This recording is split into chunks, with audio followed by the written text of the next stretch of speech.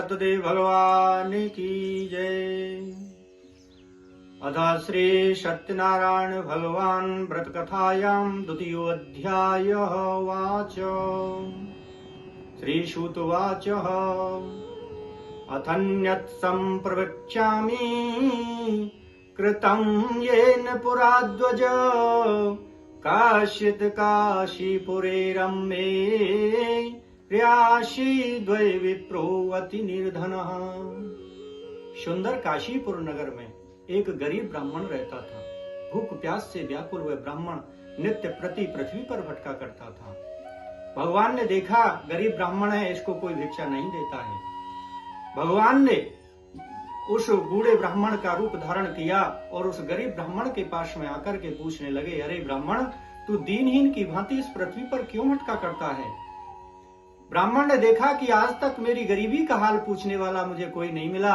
लगता है साक्षात नारायण का ही मुझे दर्शन हुआ है। चरणों में वह लौट गया और विनती करने लगा। भगवान ने उसको अंक में भर लिया, अरे ब्राह्मण, तुझे डरने की कोई बात नहीं है। तुझे सत्यदेव भगवान का व्रत पूजन करना है, जिससे तेरा निश्चित रूप से कल्याण हो जाएगा।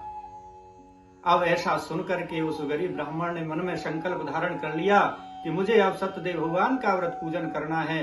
इस प्रकार बता करके भगवान अंतर ध्यान हो गए।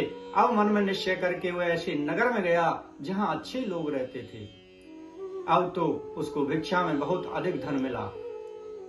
जब धन मिला, घर आया, पूजा सामग्री को तैयार किया और सत्यदेव भगवान का व्रत पूजन किया। सभी कुटुंबी जनों को एकत्रित करके प्रसाद वितरण किया। ऐसा करने से उसको निश्चित रूप से फल की प्राप्ति हुई और अंत में उसने मोक्ष प्राप्त कर लिया। सूत जी महाराज से कहने लगे, शौनकादि ऋषि के भगवान, हमें ये बताइए कि इस ब्राह्मण से क्या किसी और ने भी इस व्रत को सुना है क्या? बोले हाँ, एक बार ये ब्राह्मण अपने वैभव के अनुसार व्रत पूजन कर रहा था। उसी बीच में एक लकड़ी बेचने वाला लकड़हारा आया। वहां लकड़ी का गट्ठर भार रख दिया। ब्राह्मण के घर में गया, ब्राह्मण से पूछने लगा, हे ब्राह्मण देव, ये व्रत अनुष्ठान क्या हो रहा है? इसके करने से क्या फल की प्राप्ति होती है? ब्राह्मण कहने लगा कि ये सत्यदेव भगवान का व्रत पूजन है। विधि विधान से करने पर निश्चित रूप से फल की प्राप्ति हो जाती है, इसलिए मैं ये व्रत पूजन करता हूँ। लकड़हारे ने निश्चय कर लिया कि मैं भी इस व्रत को अवश्य करूंगा। ऐसा निश्चय कर लिया। जलपान करके और लकड़ी का गट्ठर सिर पर रख करके ऐसे नगर में गया जहां अच्छे लोग रहते थे।